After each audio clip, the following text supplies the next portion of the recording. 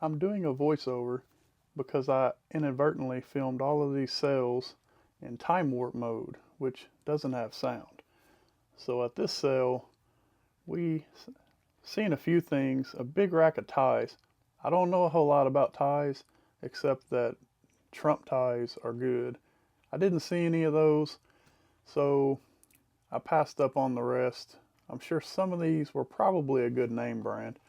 But anyway, hopefully the rest of this video will provide you with some good content and you will enjoy more of my voice.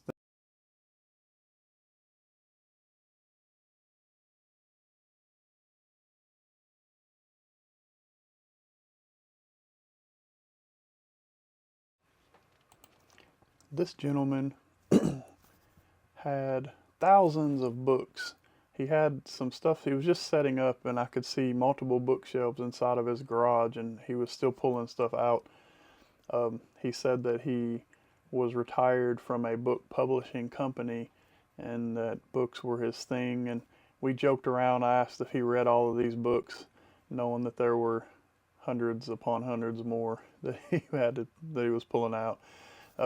I did end up here finding a box of religious books, and you'll see in a second I pulled a vintage Bible, which I tend to pick up. Had a little bit of yellowing in the pages, but was a pretty good pickup. It was in really nice condition. He and I had a little bit of a chat there. I did ask him if he had any Stephen King books, and he said that they had had an opportunity at one point to publish some of them. And he had some of the originals at one time, but he had gotten rid of them. But again, books really aren't my thing, and they weren't free. If they were free, I probably would have loaded them in the back of the truck and taken them to McKay's to trade in for store credit, because you can do that. I've had a couple previous videos where I've shown that, because you can pick up books for free. You can trade them in at McKay's, and then you can use that money to get things like action figures, video games, electronics, or just find books that actually will sell, and it doesn't cost you any money. Just a little bit of extra work, which you got to factor that in. But anyhow, this wasn't a bad sell, but we just went ahead and moved on to the next spot. So for a time check, at this point, we're probably only 10 minutes into this community yard sale, and this is our third sale. I looked at this jean jacket, but of course then I found holes in the armpits. But jean jackets are pretty good this time of year because it's still well into spring in a lot of places. Picked up these shoes, but ever since 2020, dress shoes just haven't been as popular. So even though these were nice and high quality, I passed. Now, I did grab this pair of Wrangler jeans. They were new with tags. Most of the time, I don't grab Wrangler, and you'll see it in a minute when I pick them up, because I did think about it, because Wrangler jeans don't sell very well. Usually I get them in bulk boxes of jeans, but because these were new with tags, a lot of times they can sell for about $18 to $20. So I went ahead and gave the lady a $5 bill for this pair of jeans. Also, we were 3 sales in, and I hadn't bought a lot, so I just figured, let me pick something up. Anyhow, that was all we got there, and we're on to the next one. Now here's me playing Candy Crush, killing time since the wife was driving, getting out for the next sale. This sale had a few little things, a lot of home items. I like that they had the tables with price tags on them, $1 table, $2 table. That just makes it a little easier, so I don't have to think at 7:30 in the morning. My wife's asking me about this Louis Vuitton purse. I kind of told her to pass because that's a really common pattern, but also one that is commonly counterfeited. I think later the lady actually told her another one of the purses was not real, which was nice. I love when people are honest and let you know that, hey, that's probably shady. I did gravitate over to the DVDs. I need DVDs like I need a hole in my head, not counting my ears. But I did find Passion of Christ, My mindset was Easter's coming. I always sell these before Easter. I didn't realize Easter was a week away, and I really didn't get this listed in time, but it'll still sell eventually. So I skimmed through the DVDs and I found a few. This was a Fantasy Island box set. Wasn't sure if it was complete. The Plane Man, The Plane. The show was a little before my time, but I remember a funny joke with a friend of mine who was a little older. We used to love that. So I almost bought it just for that reason, but I didn't. Then I did grab a few sealed DVDs. This one, The Aviator. Still looking through. A lot of DVDs there to scan. I think I got a couple unsealed in here too. Almost grabbed The Fifth Element. That's a cult classic, but it doesn't sell for a whole lot of money. But it sometimes is a good one to pick up because when it goes off of streaming services, it can sell well. And then I picked up The Knight's Tale. Anything Heath Ledger, you can get a little bit of money on it. That was sealed. I typically remove the Walmart sticker. People don't need to know that. They see Walmart and you think of the big Gaylords that they put in DVDs for $2 a piece at Christmas. So we'll just get that sticker and remove it. This was a sealed copy of Dexter. Did I pick that up? I guess I did. I think there's a couple more in here. If you hadn't seen it yet, one's coming. That was the Matrix 4-disc set, but that doesn't sell well. I've tried to sell those together and I can barely get any money off of them. And then here's a big one. I immediately saw it and snatched it up. I've sold this numerous times. I have found this new in these neighborhood sales. This one was used, but it still pulls a pretty good penny. 10 to 15 bucks, and the DVDs of course were like $1. So anytime you get Nightmare Before Christmas, it's one to pick up. But this one with the holographic slipcover pulls a few more dollars, so definitely not a bad one to grab. I made sure there was nothing else I wanted, and then it was time to pay. Right, struggling with my wallet here. Looks like my wife grabbed a purse there too, and maybe a pocketbook. She kind of does her own thing. She picks up some stuff. Sometimes we talk about it, sometimes we don't. Oh, she's been mowing. Gotta love it. And we're out. I am going to look at a couple more things on the way to the car, but pretty much finished. This next sale was where things, I think, started to heat up a little bit. We got down here, they had a couple of tents, and there's a guy here that got in front of me. It's really the first time of this sale that someone hopscotched me, because we did get into the sale about 10-15 minutes early as people were setting up. Right here, there's a lot of Predators game giveaways. Those things have always done well for me. There's a Pecorine, which, of course, he's a retired Pred, married to Carrie Underwood. His stuff pulls a good penny. That's worth about $15. The other one's a Shea Weber. I've found lots of them at the Goodwill. What got me is this guy was going through a box of hockey pucks, which I always try to pick up. Some of them sell really well, but maybe he was looking just for his personal collection, because I grabbed 3 that were limited edition, and one of them was autographed on the back by ex-player Kevin Fiala. Here it is. It's a this is it right here. New Year's Eve edition, which is extremely limited. It was limited edition anyway, but they're very rare. And the Kevin Fiala autograph sells for about $60. We really liked him when he played here, even though it was only for a couple of years. I try to stay away from the pucks that advertise like the banks, or have a big logo for like a local company. Those don't do as well.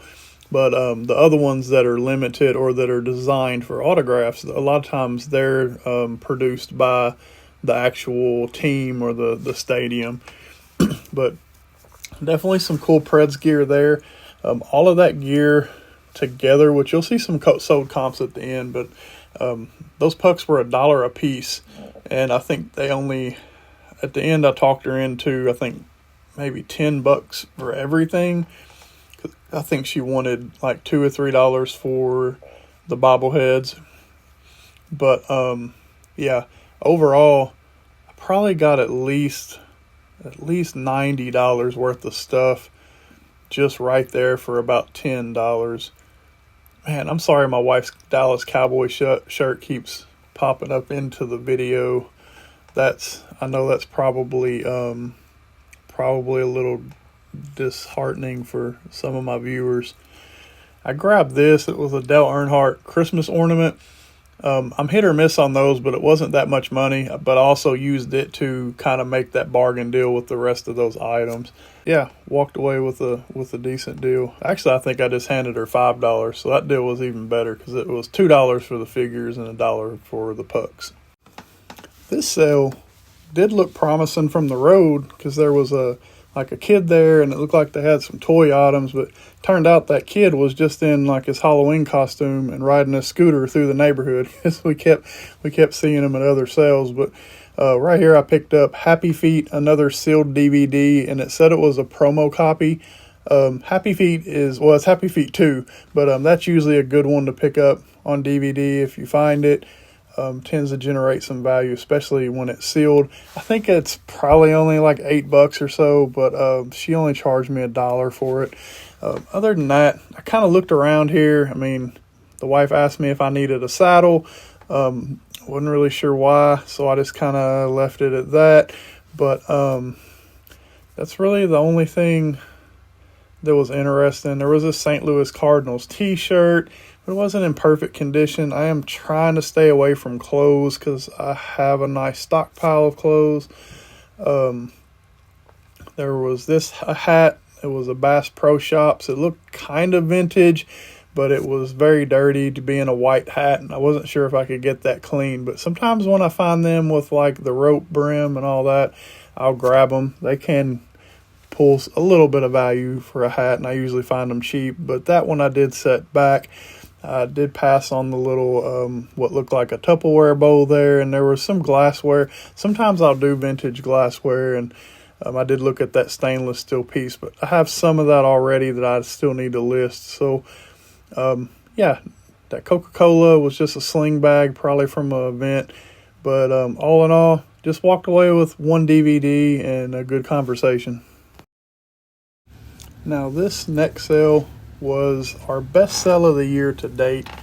There was a Green Bay Packers helmet, more of a memorabilia thing. I didn't grab it. I don't usually pick those up. I did find this baseball catcher, like adult face mask, and a nice Rawlings glove. I typically pick up bats, but these weren't in great shape, and I have quite a few bats, so I passed on them. Passed on the baseball gloves. It's a little bit late for selling baseball gloves. They were selling the donuts, and my wife did grab one. I was not hungry.